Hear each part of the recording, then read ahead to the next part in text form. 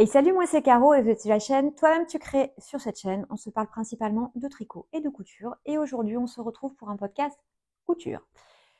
En préambule, je m'excuse par avance de la luminosité de la vidéo qui va vraiment pas être terrible. Ça fait 1 heure que j'essaie de tous les setups possibles, en tirant les rideaux, en n'en tirant qu'un côté, pas l'autre, etc. Et c'est une catastrophe. De toute façon, la luminosité est extrêmement changeante puisque la météo, elle n'arrive pas trop à se décider entre soleil, temps gris, soleil, bon, voilà, un mix des deux.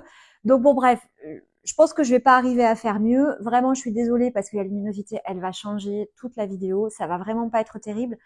Mais déjà, j'ai pas forcément énormément de créneaux sur lesquels je peux vraiment me mettre à filmer. Donc si en plus j'attends la météo parfaite, je risque de jamais filmer ce podcast couture.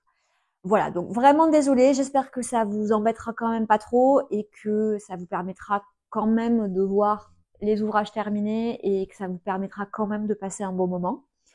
Voilà, une fois ce préambule terminé, je vais vous présenter mes ouvrages terminés. Alors, mes ouvrages terminés, j'ai beaucoup cousu depuis mon dernier podcast, c'est là que je le vois quand même, puisque j'ai 9 ouvrages terminés. Je vais pas vous présenter les 9 aujourd'hui parce que j'ai peur que si je vous présente les 9 aujourd'hui, on va être sur un podcast à rallonge et je vais en avoir marre à la fin et je vais bâcler les choses. Donc c'est pas l'idée. Donc aujourd'hui, je vais vous présenter 5 projets. Je vais en garder 4 que je vais mettre au frigo et je pense que de toute façon ce week-end, j'en coudrai un supplémentaire et semaine prochaine, je vous ferai tranquillement un autre podcast couture que je devrais arriver à poster d'ici la fin du mois de novembre. Voilà. Sans plus tarder, démarrons par mes ouvrages terminés. Le premier.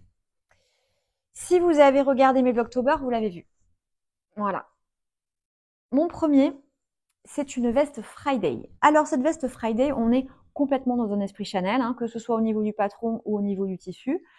Le tissu, justement, je démarrais par ça, comme ça après je laisse de côté. Le tissu, alors les deux tissus extérieurs et intérieurs viennent de Dries+Stephan. Le tissu extérieur, on est sur un tweed lurex, c'est-à-dire que vous voyez, on est sur un tweed avec un fond noir et bleu marine, avec des ajouts de couleurs un peu fluo et du lurex. Donc, c'est pas très très discret, mais moi j'aime bien. Je trouve ça assez joli. C'est un esprit Chanel, mais avec un twist. Sur la doublure, qui est aussi une doublure qui vient de Dries+Stephan, on est sur un satin bleu clair qui, je trouve, allait bien avec le reste de la veste. Et dernière fourniture, et pas des moindres, une étiquette au Légend de Friendly Couture. Voilà, ça c'est pour les fournitures. Maintenant, le patron et le projet en lui-même. Le patron, donc, c'est une veste Friday que j'ai eue dans une vente à 2 € de chez Makerist, donc imbattable. C'est donc une veste doublée Esprit Chanel. Vous avez plusieurs options sur cette veste, c'est-à-dire que vous avez plusieurs options de poche. Donc moi, j'ai choisi la poche plaquée, enfin les poches plaquées en bas de la veste. Vous avez également plusieurs options de col. Vous avez, comme moi, un col officier ou sans col. Donc voilà, vous avez quand même plusieurs options, mais toujours dans cet esprit extrêmement Chanel. Et moi, j'ai cousu une taille 36, qui est la taille que je fais d'habitude dans le commerce, mais voilà, je pense que j'ai pas bien choisi. Et ce qui est bien aussi dans ce patron, c'est que vous avez plusieurs statures. C'est-à-dire que vous avez des versions différentes en fonction de votre taille. Donc moi, je suis petite, je fais 1m60, donc j'ai pris la stature 1m60. Vous avez une stature 1m68 et une stature qui doit être 1m74 ou 1m76, quelque chose comme ça, que je n'ai pas regardé parce que malheureusement, team petit gabarit et team un peu naine. Donc voilà. Donc du coup, j'ai plutôt fait la stature 1m60. Le résultat, c'est que je trouve la veste un petit peu étriquée. Que ce soit en largeur ou que ce soit en hauteur, je me sens je trouve que c'est un peu étriqué pour moi et étroit pour moi. Je pense que, alors c'est le look de la veste qui veut ça, notamment le côté court, c'est le look de la veste. Et ça, je l'avais pas forcément anticipé. Et c'est aussi dû à moi parce que, en fait, j'ai pas tendance à porter des choses très crop. Alors, je porte pas des choses extrêmement longues, mais je porte pas des vêtements crop. Donc là, c'est beaucoup plus court que ce que j'ai l'habitude de porter. Après, vous verrez dans l'association, je trouve que ça se fait. Sur la taille largeur, bon, c'est vrai que j'ai le défaut sur un certain nombre de projets où j'ai pas l'impression en fait qu'il y a un grand enjeu. Par flemme, je prends la taille 36 parce que généralement, enfin, j'ai envie de dire que 90% du temps, c'est la taille qui me va. Et en fait, non, il faut que je regarde mieux le tableau des tailles parce que peut-être qu'avec le tableau des tailles, en fait, j'aurais fait un 38 qui, à mon avis, aurait plus eu le fit que moi j'aime bien. Cela dit, et je vais vous montrer après sur les photos portées, mais je trouve que le fit est quand même pas mal. c'est clairement une veste que je vais quand même porter. Et c'est une veste que je vais notamment porter avec des pantalons larges. Parce que j'aime beaucoup les pantalons larges. C'est très à la mode, hein, donc il n'y a pas de raison que je m'arrête d'en porter. Après, quand on est petite comme moi, c'est vrai que si on porte un pantalon large avec un blazer très large par-dessus, etc., ça peut tasser. Alors qu'avec cette veste-là, c'est absolument impeccable parce que vous avez le large en bas et vous avez le plus étroit et le plus ajusté en haut. Donc je trouve que ça, voilà, ça tombe très bien et que le look, il est vraiment sympa. Voilà, donc ce sera une veste que je porterai, même si, bon, je pense que si je la refais, peut-être que je pousserai sur une taille 38. Et au niveau de la stature, je prendrai peut-être pas la stature du 1m68, mais je pense que j'allongerai quand même un petit peu la veste. En tout cas, ensuite sur le patron, si vous avez déjà fait des vestes doublées, c'est un montage extrêmement classique. Donc vraiment, si vous avez l'habitude de faire des vestes doublées, vous aurez zéro difficulté pour faire cette veste-là. Et les explications sont très claires, donc il n'y a vraiment aucun souci. Si c'est votre première veste doublée, c'est pas forcément le patron que je recommanderais. Je trouve le patron clair, mais une veste doublée, c'est quand même quelque chose d'assez technique, je trouve, et je trouve qu'il y a quand même des patrons qui sont plus adaptés pour faire sa première veste doublée. Je pense notamment alors à un projet que je viens de terminer, que je vous présenterai pas cette fois, mais la prochaine, qui est la veste Michel de République du Chiffon, où là vous avez un pas à pas avec toutes les photos, etc. de la veste doublée, et je trouve que du coup, ben c'est quand même beaucoup plus facile de s'en sortir, et je pense que ça a été ma première veste doublée. Alors il existe probablement d'autres patrons qui sont encore plus adaptés, peut-être des patrons vidéo, que moi j'ai pas en tête, mais je pense à la veste Michel de République du Chiffon parce que vraiment je viens de la terminer, et c'est vrai que je trouve que pour un débutant, enfin pour quelqu'un qui a jamais fait ça, c'est quand même beaucoup plus simple. Cela dit, les explications elles sont très bien hein, sur la veste Friday, il n'y a pas de sujet là-dessus. Mais voilà, je pense que pour une première veste, c'est peut-être un petit peu ardu. En tout cas, moi, cette veste, je l'apprécie beaucoup. C'est vraiment une veste que je vais porter sans aucune difficulté. Je pense que c'est un patron que je referai, même si j'avoue, alors je ne devrais pas faire ça, mais j'avoue, j'ai du mal à éviter de faire ça. Voilà, c'est comme ça. Je suis tombée sur la veste Émile, je crois, de Ma Petite Fabrique. Alors Ma Petite Fabrique, ça fait partie de ces marques dont j'avais entendu parler, mais où j'étais jamais vraiment rentrée dans le détail. J'avais jamais trop regardé ce qu'elle faisait.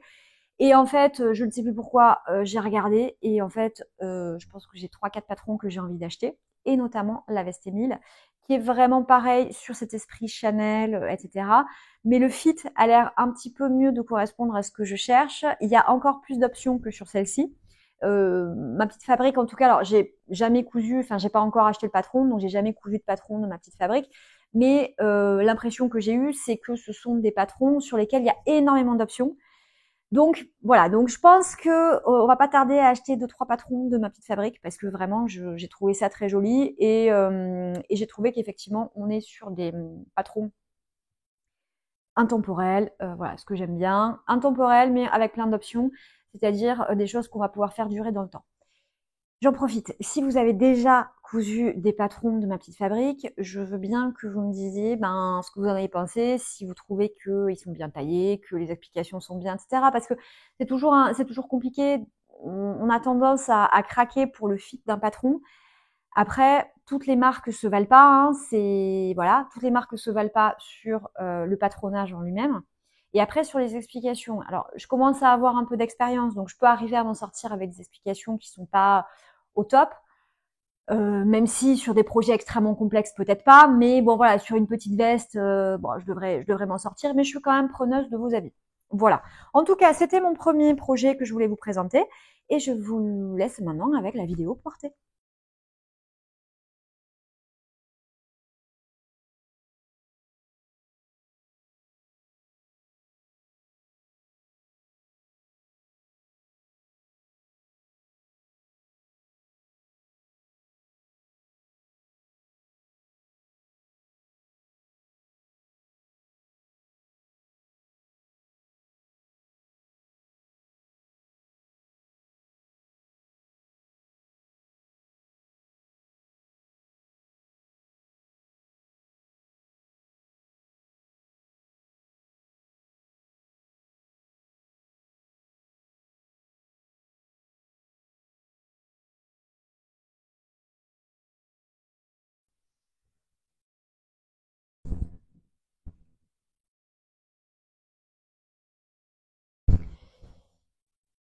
Deuxième projet. Alors là, on est sur des projets qui sont un peu plus estivaux, on va dire. C'est vraiment, ouais, c'est mes projets de fin d'été en fait.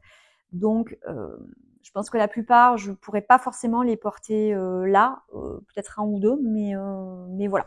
Mais bon, peu importe, je vous les présente quand même. Alors, mon deuxième projet, donc là, on est, vous verrez mieux sur les photos portées, hein, mais ceci est le pantalon short d'Atelier Brunette. Donc c'est un patron donc directement d'Atelier Brunette. Vous savez, si vous avez regardé mes épisodes précédents, que je suis fâchée avec le patron de la chemisette d'Atelier Brunette, que je trouve pas très très bien expliqué, mais j'ai peut-être trouvé une porte de sortie dont je vous parlerai bientôt. Mais en fait, c'était pas mon premier patron d'Atelier Brunette. J'en avais cousu d'autres avant et je l'ai cousu celui-ci pour la première fois et j'ai rencontré aucun problème. Donc parfois, par rapport à ce que je vous disais avant, toutes les marques se valent pas en patronage, en instruction, etc. C'est vrai, mais même au sein d'une même marque, on peut avoir des différences sur la qualité des instructions ou en tout cas la qualité des instructions par rapport à sa logique propre. C'est-à-dire que voilà, si je reparle de la chemisette, peut-être que aussi, enfin, il y a des gens pour lesquels c'est limpide comme instruction. Alors peut-être des gens qui sont expérimentés, etc. Mais moi, c'était ma première chemise. J'ai fait d'autres cols tailleurs, donc voilà, j'aurais dû pouvoir m'en sortir et je m'en suis pas sortie. C'est peut-être pas parce que les explications elles sont pas bien, c'est peut-être parce que ça ne correspond pas à ma logique. Et ça, c'est parfaitement possible. Donc en tout cas, sur celui-ci, je n'ai rencontré aucune difficulté. Enfin vraiment, c'est absolument limpide. Donc en tout cas, ce patron pantalon short d'Atelier Brunette, parce que en fait, vous avez deux modèles dans le patron, qui est ce pantalon long avec une jambe évasée et le short. Voilà. Donc ce qui fait vraiment tout le charme de ce patron, alors c'est la longue jambe évasée, hein, qui est très très jolie. C'est vraiment la ceinture. Hop, voilà. Est-ce que vous voyez bien? C'est pas compliqué avec du noir. Donc c'est la ceinture avec ses larges passants ici, voilà. Et vous avez le même derrière. Et ce côté un peu paper bag, voilà, qui est vraiment très sympa. Et donc vous fermez. Alors c'est la proposition d'Atelier Brunette. Vous pouvez vous faire une ceinture en tissu, hein, si vous le souhaitez. Moi, je trouvais que c'était vraiment sympa, donc vous le fermez par un lien, un cordon de cette manière-là. Vraiment zéro difficulté sur le pantalon, hein, et sur le patron. Enfin, franchement, moi, je m'en suis très bien sortie. Vous faites les plis, parce que enfin, vous faites les plis devant, hein, hop. Si vous allez voir grand chose, mais voilà, vous avez tout un jeu de plis devant, hein, qui est assez joli. Une fois que vous avez fait ça, vous montez le dos du pantalon, vous assemblez devant, dos, et après, voilà, le plus gros du travail, il est sur la ceinture, puisque sur la ceinture, effectivement, vous avez également un jeu de plis et vous avez un devant sur lequel il n'y a pas de, enfin, la ceinture, elle est libre, et sur l'arrière, vous avez un élastique. Voilà, pour ajuster la taille. Donc, enfin, franchement, il y a très peu de difficultés dans ce pantalon-là. Et encore une fois, moi, je l'ai déjà dit, hein, Atelier Brunette, je suis très loin d'avoir fait tous les patrons, mais j'aime beaucoup. La plupart des patrons, j'aime beaucoup le style que ça donne. Vraiment, encore une fois, ce côté intemporel, mais avec un twist. Enfin voilà, moi, j'apprécie beaucoup. Donc, voilà un nouveau patron à mon actif. Pour le reste de l'info, j'ai fait ce patron en taille S. Pareil, vous allez dire, meuf, réfléchis avant de découper un patron et fais la bonne taille. On est complètement d'accord. Parce que alors, c'est pas hyper flagrant, mais je le sens quand même un petit peu. Je pense que c'est un peu grand. C'est un peu grand, et ça, c'est vrai que en plus, enfin, je sais pas pourquoi j'ai pas découpé une taille XS au lieu d'une taille S, parce que je sais que je suis un petit gabarit, que donc, dès qu'on est sur une coupe un peu trop oversize, il vaut mieux que je sous-taille légèrement, parce que sinon, j'ai l'air perdue dedans. Alors que j'adore l'oversize, hein. Mais bon, bref, donc, vous allez le voir sur les photos portées, c'est pas extrêmement choquant, mais c'est clairement un patron que je referai l'été prochain, parce que je trouve que c'est un patron très joli, et ce genre de pantalon à porter en mi-saison, l'été, le soir, etc. Enfin, franchement, c'est génial. Et je le découperai plutôt en taille S pour qu'il me fitte un petit peu plus finalement à la ceinture, à la taille, hein. C'est vraiment là-dessus qu'il faut fitter. alors que les jambes qui sont larges, c'est assez logique. Et dernier point, c'est que je me plante effectivement de temps en temps sur les tailles, hein, clairement. Et ce qui me met aussi un peu dedans, c'est que en fait, je suis un petit gabarit, je suis plutôt mince, voilà, je fais une taille 36 du commerce, etc. Mais en fait, j'ai une taille qui est très peu marquée. J'ai vraiment pas du tout une taille marquée. Donc en fait, dès que je regarde les tableaux des tailles sur des pantalons, sur vraiment un projet sur lequel le tour de taille, c'est la mesure principale, pour moi, c'est hyper compliqué parce que en fait, j'ai des patrons sur lesquels il faudrait que en taille, au niveau de la taille, je découpe en 40 ou en 42, quoi. Et donc souvent, je prends, avec l'expérience, je sais qu'il faut surtout pas que je découpe une taille 42, même au niveau de la taille, parce qu'en fait, ça va pas du tout. Donc généralement, j'essaie quand même de tailler au-dessus, mais des fois, il n'y a pas de souci, ça tape très bien. Et des fois, je me rends compte qu'en fait, il aurait fallu que je prenne la taille de départ, même si, d'après le tableau des tailles, clairement, euh, moi, ça m'indiquait une taille bien au-dessus. Alors là, ce que j'aurais pu me dire, c'est qu'effectivement, il y a un dos élastiqué. Donc, au pire, si la taille est un peu serrée, l'élastique, il fait le boulot. Bref, c'est pas grave. Le prochain sera en taille XS. Celui-ci est tout à fait portable et très joli. Donc, je le porterai sans aucun problème. Le tissu, très rapidement, le tissu, c'est un lin viscose des coupons de Saint-Pierre, je crois. Je crois pas que c'était un lin viscose de chez Dries & Soffen, même si j'en ai acheté plein, des lins viscoses de chez Dries & Soffen. Donc, c'est très agréable, hein, vraiment comme tissu. Et on est vraiment sur quelque chose de très fluide, donc qui va parfaitement bien avec le look de ce pantalon. Je pense que le prochain, je le ferai dans un imprimé d'Atelier Brunette, par exemple, parce que encore une fois, c'est vraiment une marque que j'apprécie beaucoup pour les patrons et pour les tissus aussi. Là, enfin, on en parlera dans la section blabla, mais je vais aller au CFSF et je pense qu'Atelier Brunette, je vais y aller quoi. Bref. Donc voilà ce que je voulais vous dire sur ce pantalon et je vous laisse avec les images portées.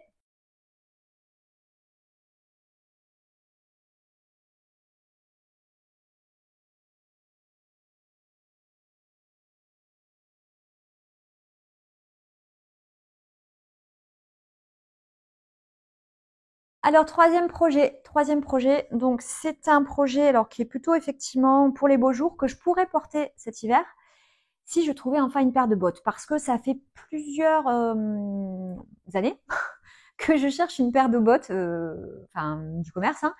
Et en fait, la difficulté, c'est qu'une paire de bottes, très rapidement, ça chiffre hyper vite. Et comme j'ai un peu des goûts de luxe, hein, il faut pas se leurrer.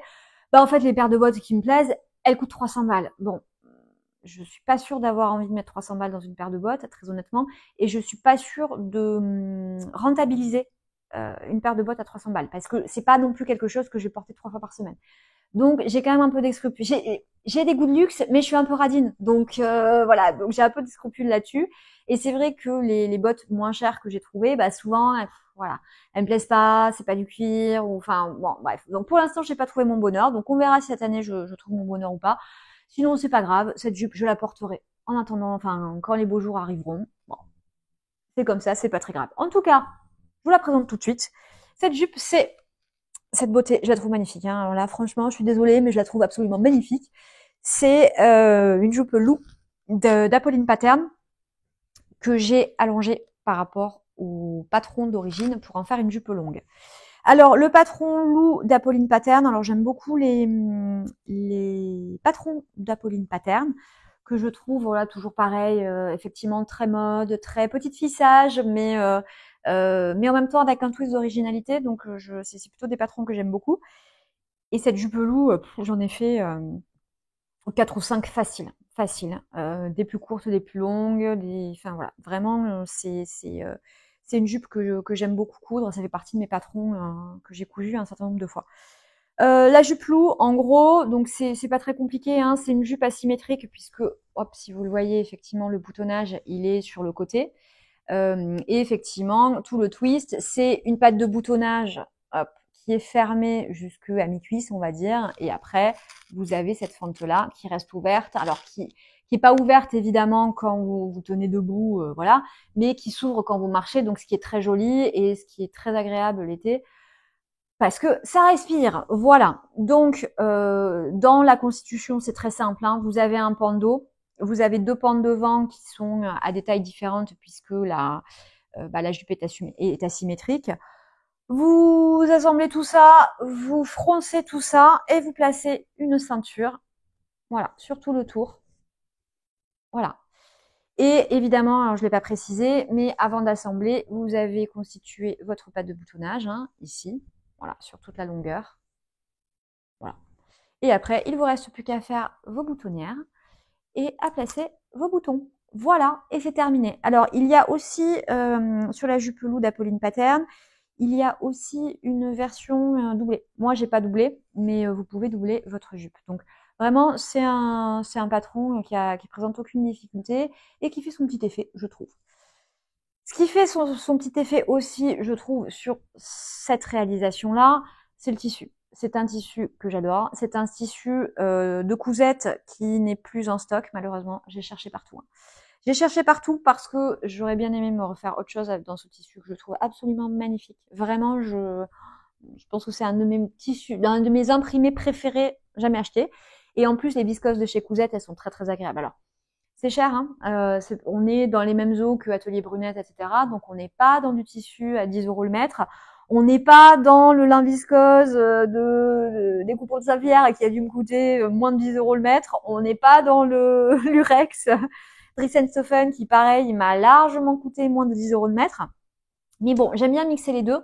Et en même temps, comme je commence à avoir beaucoup de vêtements, du commerce comme de vêtements cousus, je pense qu'effectivement, sur mes achats à venir, je vais plutôt privilégier des jolis tissus de cette manière-là pour avoir des choses plus durables et parce que j'ai moins de tissus à acheter, en fait. J'ai moins la frénésie d'achat du démarrage, j'ai du stock, voilà. Et donc, j'ai plutôt avoir envie d'acheter des tissus coup de cœur, mais des tissus vraiment qui sortent de l'ordinaire ou vraiment de très bonne qualité. Donc, en tout cas, viscose de chez Cousette, il y en a plus. Cousette, si vous m'écoutez, rééditez. Je vous en prends 10 mètres, vous savez quoi, je vous en prends 10 mètres.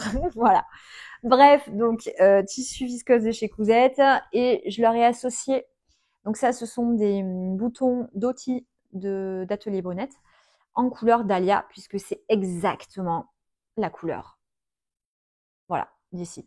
On est sur un magenta qui a été une couleur, enfin la couleur de l'année de Pantone il y a quelques années. Moi perso, je sais que du coup ce n'est plus la couleur de l'année, mais c'est une couleur que j'adore. Si vous avez regardé mes podcasts et précédents, vous savez que c'est une couleur que j'adore. Je trouve que vraiment c'est un rose, mais pas le rose girly qui peut faire que bon, moi j'ai dépassé 40 ans, donc voilà le rose girly, bon, c'est quand même pas, voilà, c'est quand même plus de mon âge, hein. Enfin, même si chacun porte ce qu'il veut, hein. Alors, vraiment, enfin, encore une fois, si vous avez plus de 40 ans, plus de 50, plus de 60, plus de 70, que vous adorez le gross girly et que vous le portez, hein, enfin, continuez de le porter. L'idée, c'est vraiment pas de faire la police de la fashion, hein, pas du tout. Mais voilà, moi, j'ai pas envie de ça. Mais ce rose magenta là, qui a beaucoup de peps, enfin, vraiment, moi, je le trouve super. Voilà, donc voilà ce projet. J'ai bien peur de devoir l'enfermer jusqu'à la prochaine saison, mais franchement, quelle beauté.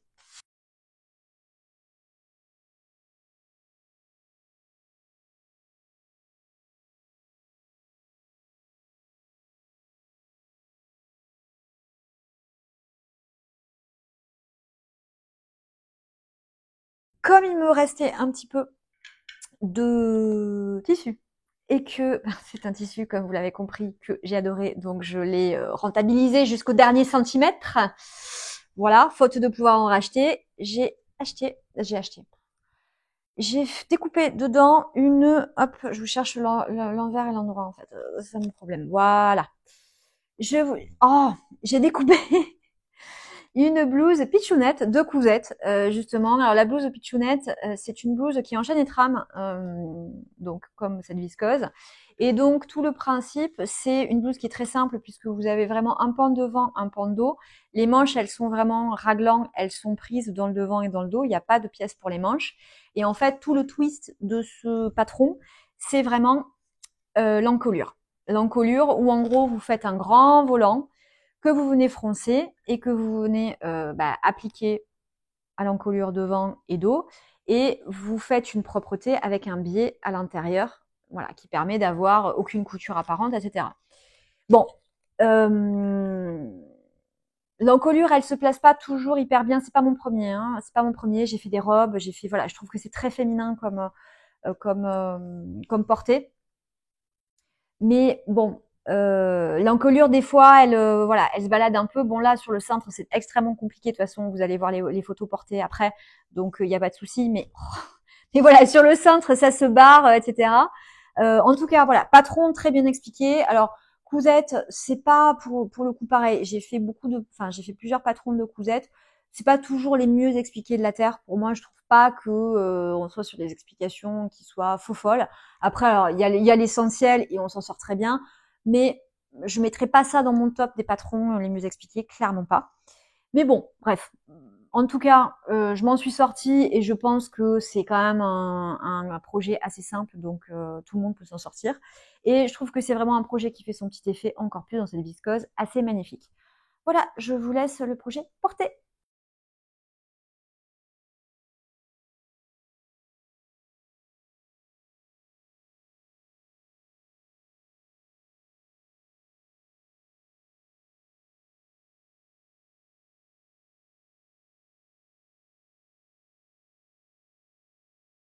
Et dernier projet terminé, enfin dernière réalisation ou ouvrage terminé. Là, on est carrément dans l'été, hein, mais bon, au moins je vais pouvoir l'enfermer. On est sur cette beauté, parce que je trouve ça très joli. Donc le tissu, vous l'aurez peut-être reconnu, c'est un tissu également d'Atelier Brunette, d'une collection antérieure.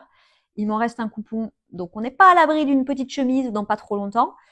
Mais en tout cas, effectivement, c'est une collection passée, mais je pense que le tissu est encore dispo, donc on est sur une viscose qui est hyper douce, qui se froisse pas trop. Alors c'est vrai que à une époque, les viscoses Atelier Brunette, c'était un peu une tannée parce elle se froissait beaucoup. Là, moi, sur les dernières collections, je trouve qu'il y a un gros effort qui a été fait, et je trouve que les tissus, dans leur tenue, sont bien mieux. Donc, en tout cas, cette viscose-là, vraiment, il n'y a pas de sujet. Ça se froisse pas trop, donc c'est plutôt pas mal. Et le patron, hop, de cette blouse, c'est la blouse Mom de PM Pattern. Alors, pareil, je vous disais, la jupe loup, je l'ai faite plein de fois. La blouse de Mom de PM Pattern, c'est pareil, ça fait partie de mes patrons, de mes go-to patrons, quoi. C'est vraiment, j'en ai quelques-uns comme ça où vraiment je les adore. Je trouve qu'ils sont hyper versatiles parce que la blouse Mom, donc là, je l'ai faite sans manches, mais vous pouvez la faire avec des manches longues. Vous avez plusieurs versions de volant, vous pouvez la transformer en chemise. Enfin, vraiment, vous avez plein de versions possibles et imaginables. Et je trouve que vraiment, c'est un patron, voilà, hyper versatile et qui fait toujours son petit effet. Donc, voilà, j'ai choisi cette blouse Mom sans manches parce que je pense que ça me permettait de garder suffisamment de tissu pour faire une vraie chemise dans le reste du coupon. Donc, voilà, le principe de la blouse Mom. Alors, ce qui est assez sympa et assez original, c'est qu'en fait, votre tissu, il y a plein d'empiècements. Il y a plein d'empiècements, c'est-à-dire que vous avez un devant qui est d'un trait, mais en fait, vous avez une pièce pour le devant côté. Alors, vous verrez pas vraiment avec l'imprimé, mais faites-moi confiance. Vous avez une pièce ici pour le devant. Ici, vous avez une pièce pour le devant côté. Ici, vous avez une pièce pour le derrière côté, enfin le dos côté. Là, vous avez le dos, et là, vous avez le dos côté, et ainsi de suite. Donc vraiment, vous avez plein d'empiècements, donc ce qui permet aussi d'avoir un patron qui est vraiment pas gourmand en tissu, puisqu'en fait, vous pouvez placer vos pièces, alors pas forcément au pli, hormis le devant, et en plus, vous pouvez vraiment les disposer partout sur votre patron. Donc ça, c'est quand même super. Même le dos, il est en deux parties. Donc vraiment, c'est un patron très peu gourmand en tissu. Le dos justement, donc il est en deux parties et vous venez assembler le bas du dos pour le regrouper. Et ce qui vous permet en haut de laisser la place pour faire une goutte et vous fermer par une petite agrafe. Voilà. Et donc le twist, ce sont les volants. Donc en fait, vous avez un jeu de volants alors qui sont terminés par un petit tourlet relouté. Donc là, moi j'ai fait un seul jeu de volant, mais vous avez possibilité, je crois, de faire 2 jeux de volant pour avoir quelque chose d'un petit peu plus volumineux. C'est pas ce que je souhaitais, donc je l'ai pas fait, mais voilà, je trouve que c'est toujours très sympa. Et enfin, dernier point, vous avez Le patron vous propose de découper un billet dans le tissu, enfin même des billets dans le tissu, ce qui vous permet de faire une finition de l'encolure au billet dans le même tissu que le reste de la blouse, et idem à l'emmanchure. Donc c'est extrêmement propre. C'est un patron qui est très très bien expliqué, c'est un patron très versatile et ça va continuer d'être un patron que de toute façon vous reverrez. Dans l'hiver, je pense qu'il y a un moment où je referai une blouse mom avec les manches longues, c'est sûr. Ouais, c'est sûr, j'en referai une. Voilà, je vous laisse avec le projet porté.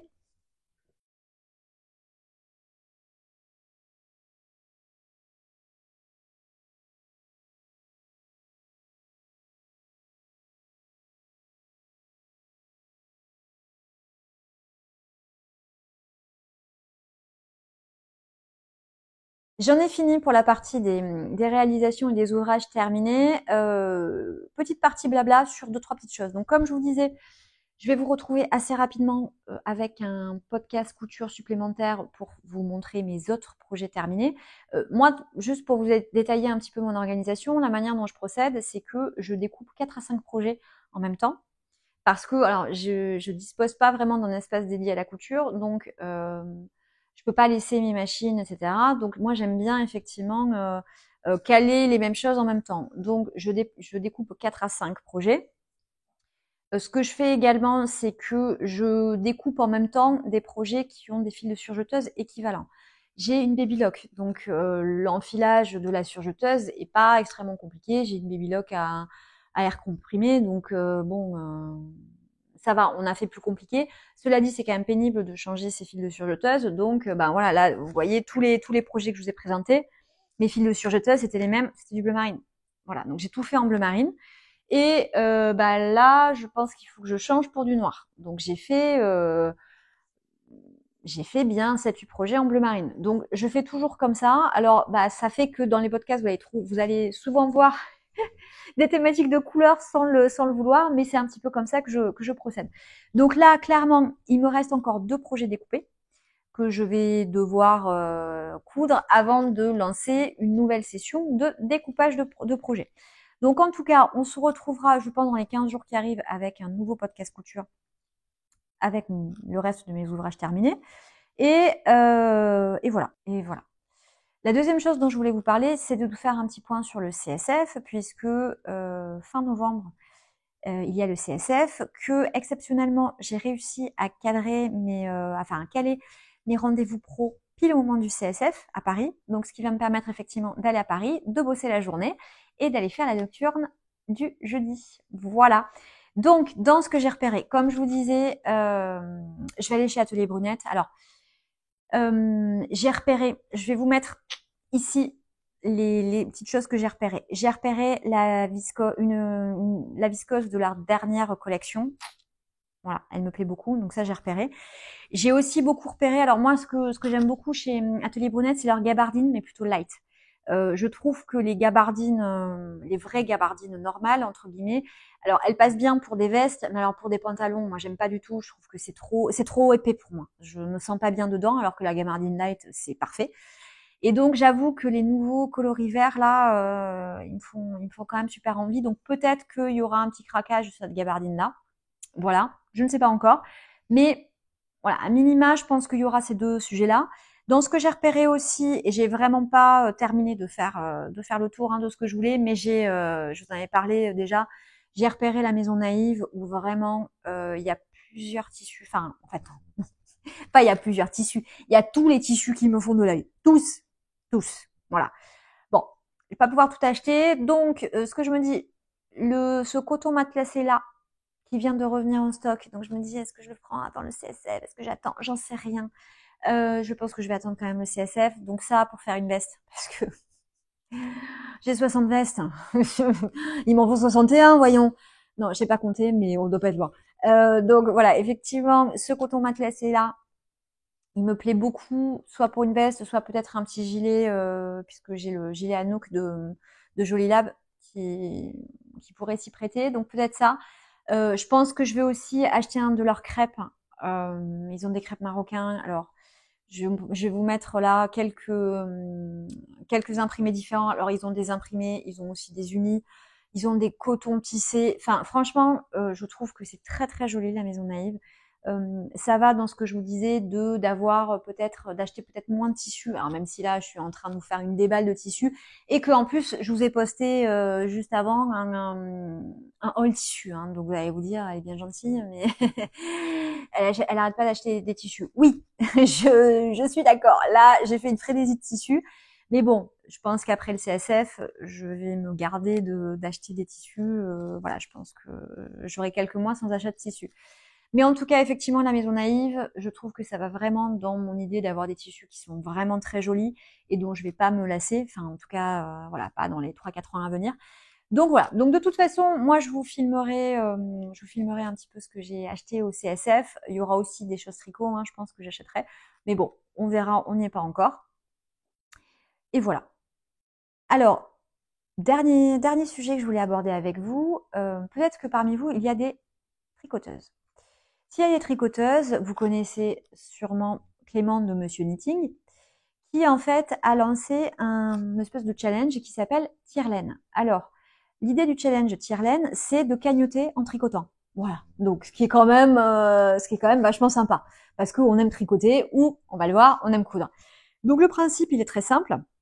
Ce que vous propose Clément, c'est vraiment de vous mettre une grille de tarifs, entre guillemets, qui vous est propre. Et en gros,